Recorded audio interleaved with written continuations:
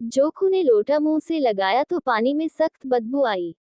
गंगी से बोला, ये कैसा पानी है, मारे बास के पिया नहीं जाता, गला सूखा जा रहा है और तू सड़ा पानी पिलाए देती है। गंगी प्रतिदिन शाम पानी भर लिया करती थी। कुआं दूर था, बार बार जाना मुश्किल था। कल वह पानी लाई तो उसमें बू बिल्कुल न थी, आज पानी में बदबू कैसी। लोटा नाक से लगाया तो सचमुच बदबू थी। जरूर कोई जानवर कुएं में गिरकर मर गया होगा, मगर दूसरा पानी आवे कहां से। ठाकुर के कुएं पर कौन चढ़ने देगा, दूर से लोग डांट भगाएंगे। साहू का कुआं गांव के उस सिरे पर है, परंतु वहां भी कौन पानी भरने देगा। कोई तीसरा कुआं गांव में है नहीं। जोखू कई दिन से बीमार है। कुछ देर तक तो प्यास रोके चुप पड़ा रहा, फिर बोला, अब तो मारे प्यास के रहा नहीं जाता, ला थोड़ा पानी नाक बंद करके पी लूं। गंगी ने पानी न दिया। खराब पानी से बीमारी बढ़ जाएगी इतना जानती थी, परंतु यह न जानती थी कि पानी को उबाल देने से उसकी खराबी जाती रहती है। बोली, यह पानी कैसे पियोगे, न जाने कौन जानवर मरा है, कुएं से मैं दूसरा पानी लाए देती हूँ। जोखू ने आश्चर्य से उसकी ओर देखा, पानी कहाँ से लाएगी, ठाकुर और साहू के दो कुएं तो हैं, क्या एक लोटा पानी न भरने देंगे। हाथ पांव तुड़वा आएगी और कुछ न होगा, बैठ चुपके से, ब्रह्म देवता आशीर्वाद देंगे, ठाकुर लाठी मारेंगे, साहू जी के 5 लेंगे। गरीबों का दर्द कौन समझता है, हम तो मर भी जाते हैं तो कोई द्वार पर झांकने नहीं आता, कंधा देना तो बड़ी बात है, ऐसे लोग कुएं से पानी भरने देंगे। इन शब्दों में कड़वा सत्य था। गंगी क्या जवाब देती, किंतु उसने वह बदबूदार पानी पीने को न दिया। रात के 9 बजे थे। थके मांदे मजदूर तो सो चुके थे। ठाकुर के दरवाजे पर 10-5 बेफिक्रे जमा थे। मैदानी बहादुरी का तो अब न जमाना रहा है, न मौका। कानूनी बहादुरी की बातें हो रही थीं। कितनी होशियारी से ठाकुर ने थानेदार को एक खास मुकदमे में रिश्वत दी और साफ निकल गए।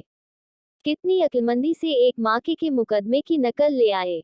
नाजिर और मोहतमिम सभी कहते थे, नकल नहीं मिल सकती। कोई 50 मांगता, कोई 100। यहाँ बेपैसे कौड़ी नकल उड़ा दी। काम करने ढंग चाहिए। इसी समय गंगी कुएं से पानी लेने पहुंची। कुप्पी की धुंधली रोशनी कुएं पर आ रही थी। गंगी जगत की आड़ में बैठी मौके का इंतजार करने लगी। इस कुएं का पानी सारा गांव पीता है, किसी के लिए रोका नहीं, सिर्फ ये बदनसीब नहीं भर सकते। गंगी का विद्रोही दिल रिवाजी पाबंदियों और मजबूरियों पर चोटें करने लगा। हम क्यों नीच हैं और ये लोग क्यों ऊंच हैं, इसलिए कि ये लोग गले में तागा डाल लेते हैं। यहाँ तो जितने हैं, एक से एक छठे हैं।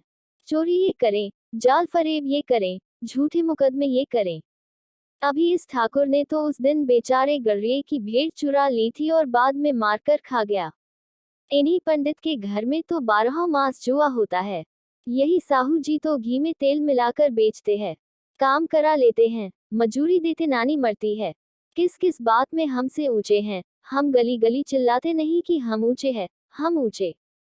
कभी गांव में आ जाती हूँ तो रस भरी आंख से देखने लगते हैं, जैसे सबकी छाती पर सांप लौटने लगता है, परंतु घमंड ये कि हम ऊंचे हैं। कुएं पर किसी के आने की आहट हुई। गंगी की छाती धक धक करने लगी। कहीं देख ले तो गजब हो जाए, एक लात भी तो नीचे न पड़े। उसने घड़ा और रस्सी उठा ली और झुककर चलती हुई एक वृक्ष के अंधेरे साए में जा खड़ी हुई। कब इन लोगों को दया आती है किसी पर।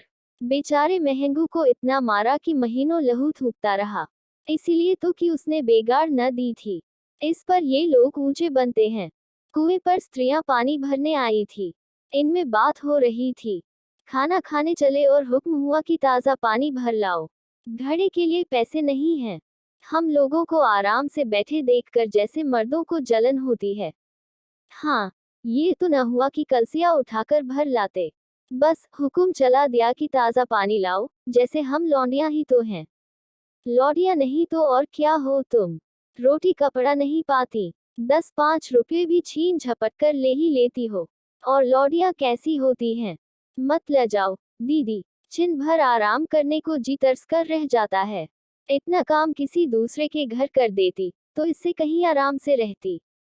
ऊपर से वह एहसान मानता। यहाँ काम करते करते मर जाओ, पर किसी का मुंह ही सीधा नहीं होता। दोनों पानी भरकर चली गईं, तो गंगी वृक्ष की छाया से निकली और कुएं की जगत के पास आई। बेफिक्रे चले गए थे। ठाकुर भी दरवाजा बंद कर अंदर आंगन में सोने जा रहे थे। गंगी ने क्षणिक सुख की सांस ली। किसी तरह मैदान तो साफ हुआ। अमृत चुरा लाने के लिए जो राजकुमार किसी जमाने में गया था, वह भी शायद इतनी सावधानी के साथ और समझबूझकर न गया हो। गंगी दबे पांव कुएं की जगत पर चढ़ी। विजय का ऐसा अनुभव उसे पहले कभी न हुआ था। उसने रस्सी का फंदा घड़े में डाला। दाएं बाएं चौकन्नी दृष्टि से देखा, जैसे कोई सिपाही रात को शत्रु के किले में सुराख कर रहा हो। अगर इस समय वह पकड़ ली गई, तो फिर उसके लिए माफी या रियायत की रत्ती भर उम्मीद नहीं। अंत में देवताओं को याद करके उसने कलेजा मजबूत किया और घड़ा कुएं में डाल दिया। घड़े ने पानी में गोता लगाया, बहुत ही आहिस्ता, जरा भी आवाज न हुई। गंगी ने 2-4 हाथ जल्दी जल्दी मारे। घड़ा कुएं के मुंह तक आ पहुंचा। कोई बड़ा शहजोर पहलवान भी इतनी तेजी से न खींच सकता था। गंगी झुकी कि घड़े को पकड़कर जगत पर रखे कि एकाएक ठाकुर साहब का दरवाजा खुल गया। शेर का मुंह इससे अधिक भयानक न होगा। गंगी के हाथ से रस्सी छूट गई। रस्सी के साथ घड़ा धड़ाम से पानी में गिरा और कई क्षण तक पानी में हिलकोरे की आवाजें सुनाई देती रहीं। ठाकुर, कौन है, कौन है? पुकारते हुए कुएं की तरफ आ रहे थे और गंगी जगत से कूदकर भागी जा रही थी। घर पहुंचकर देखा कि जोखू लोटा मुंह से लगाए वही मैला गंदा पानी पी रहा है।